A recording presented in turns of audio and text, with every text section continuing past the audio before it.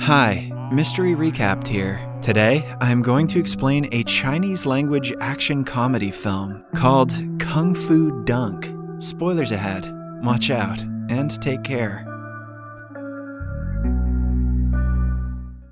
A homeless man sleeping near a dumping site is woken up by the noise of a baby's cry. He registers that someone has abandoned their months-old infant in the dumpster. He wants to help the child, but can hardly take care of himself, so instead he brings the kid to a kung fu school. The master opens a book about kung fu that was found with the baby. He decides that the kid is going to be a great kung fu master in the future and accepts him as a disciple. Fast forward 5 years later, little Fang Shijie knows everything about kung fu, as it is the only thing he was taught since he learned to walk. The master treats him as his own son, which is why he is sad about the decision he is about to make. One night, he tells Fang that if someone learns the art of kung fu sincerely, they can eventually learn to turn back time. He claims that he has fulfilled his purpose in life and hopes that Fang will do the same. With that being said, he freezes himself to death using an ancient kung fu technique. Damn, I shouldn't have quit karate.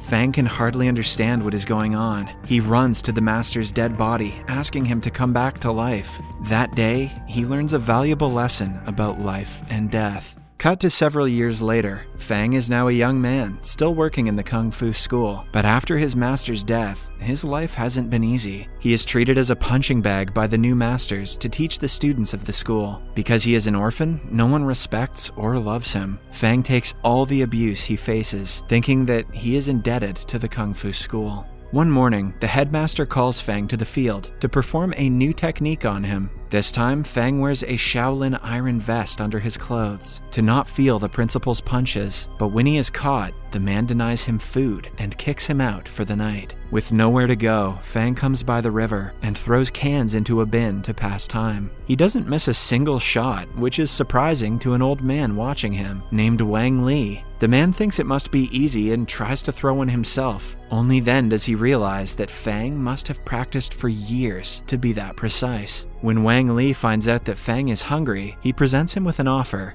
If Fang can land a coin inside the old man's mouth from a distance, he promises to treat him to a meal. Fang does so with zero effort, surprising Wang Li even more. He then takes the kid to an expensive 5-star restaurant that is way out of Fang's budget. But it turns out that Wang Li's daughter works in the kitchen and can manage to bring food for both of them. They enjoy the meal together at the back of the restaurant. Later, the two go to a casino and play darts. Fang lands every shot with precision, which makes the owner think they are cheating. The manager of the casino, Brother Hu, tries to kick them out, unaware that Fang is a trained black belt in Kung Fu. A fight ensues, where Fang easily defeats all of Hu's men. By the end of the fight, the casino is in shambles. To take revenge for the loss, the sadistic owner of the club, Wang, seriously, 2 Wangs in this movie? Finds out everything about Fang and goes to the Kung Fu school. He pays the principal a large sum of money and buys the entire place. Then, Fang is brought in front of everyone and asked to take a beating. Because he cannot go against the principal's orders, he takes the abuse for as long as he can.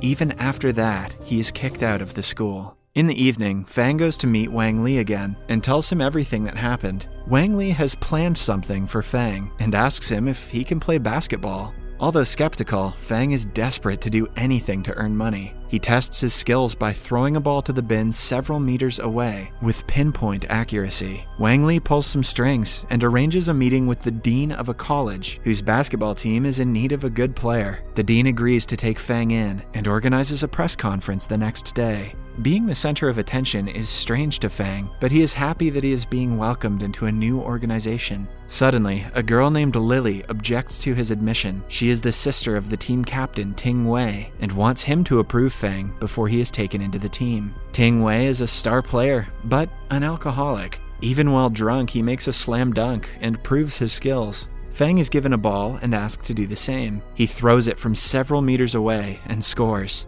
After his potential has been tested, he is officially taken into the team. That evening, Fang goes to his first practice, but feels like nobody's happy to have him on the team. After practice, he finds Ting in the car, drinking in broad daylight. Fang assumes the captain is mad at him and asks him to beat him to let go of his anger. He thinks it's a plausible way to release anger because the principal used to do the same. Ting, however, thinks the idea is absurd. They talk for a while and discover many similarities. The following day, Ting comes to practice early, something he doesn't do usually. Talking to Fang yesterday has resurfaced his suppressed passion to win. Lily can almost not believe that her brother is early for once. Then, we are introduced to the best player on the team, Lan. Lily has a huge crush on him, but is always pushed aside since Lan has many followers. She introduces him to Fang and the players share a brief chat. In the following scene, their team is playing the first match of a championship. Since Fang is a new player, he is made to stay on the sidelines. For the first half of the game, the team does average. Eventually, Ting is tired and hurt.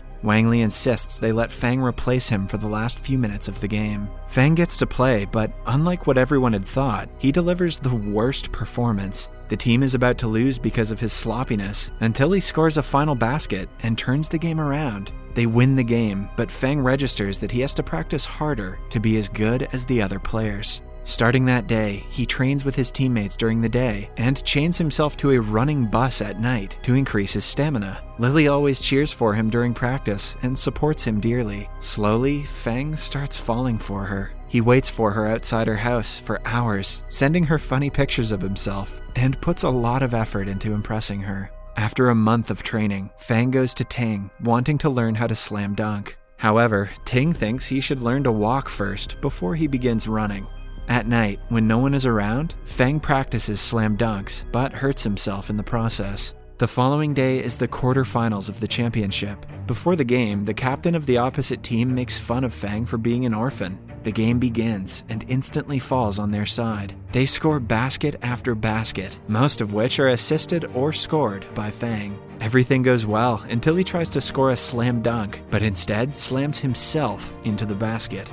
Still, the team wins the game. All the matches that follow are also won by Fang and the team. He becomes the new rising player and the talk of the town. One night, the team goes to a club to celebrate. When Fang is alone, a guy from another basketball team named Lee approaches him. According to Lee, Fang is wasting his potential by being on the wrong team. He wants Fang to join the team of Fireball University.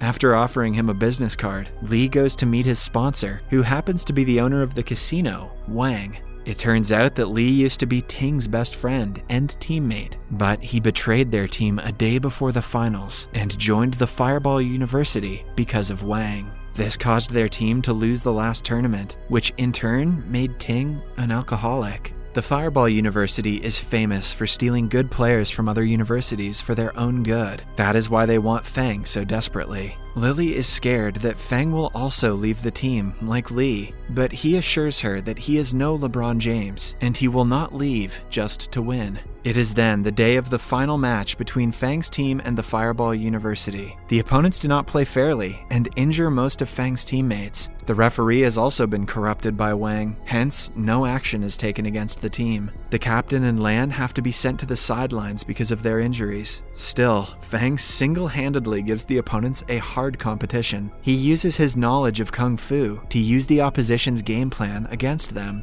By now, the Fireball is leading 18-2. Suddenly, someone cuts the power supply to the arena, causing the game to be postponed. In the following scene, Wang Li and Fang are together outside the university. Fang feels like his parents were in the arena during the last match, but doesn't have a way to confirm his suspicion. Just then, the manager of the casino, Brother Hu, approaches them. It turns out he got into an argument with the owner, Wang, and wants to teach him a lesson. He was the one who cut the power supply in the last game. He bets 5 million yuan on Fang and urges him to win the next half of the game. However, since most of his teammates are injured, they are at a loss. The teachers from the Kung Fu school come to visit Fang, wishing him luck. He asks them to join the team, but since their school is owned by Wang, they cannot go against him. In the following scene, we see the star player Lan and Lily together. Lily confesses her feelings to him, but Lan says he is still in love with his late girlfriend. When she is heartbroken, Fang stays by her side and promises to always be there for her.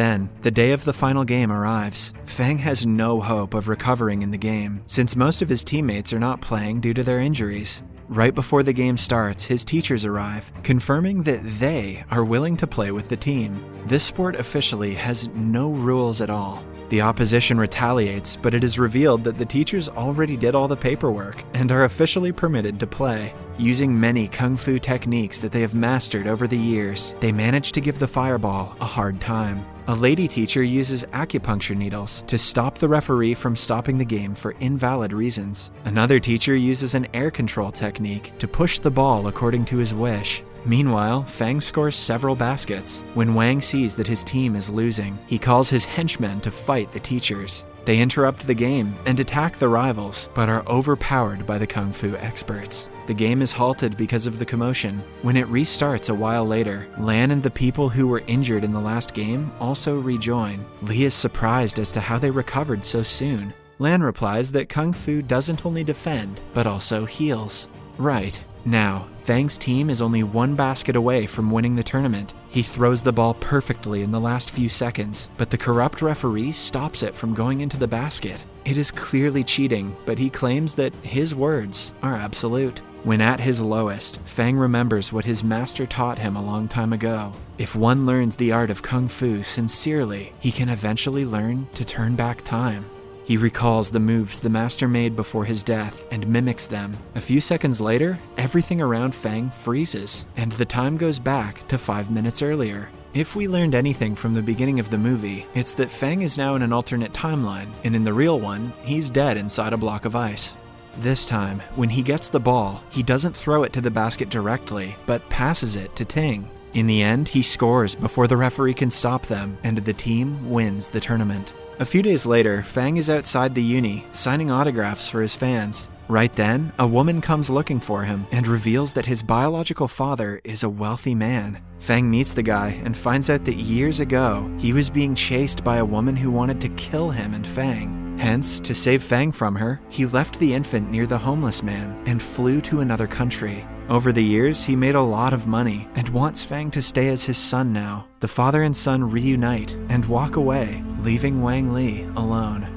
He had treated Fang like his own son for the past couple of months, which makes Wang Li sad that Fang didn't talk to him before leaving. Wang Li goes to the restaurant his daughter works at, still disappointed in Fang. Suddenly, Fang appears and declares that Wang Li is his father for seeing the potential in a no one like him. The movie ends as they decide to keep working together and earn a lot of money. Subscribe for more videos like this, turn on notifications, and leave a like to help the channel out. Thank you for watching.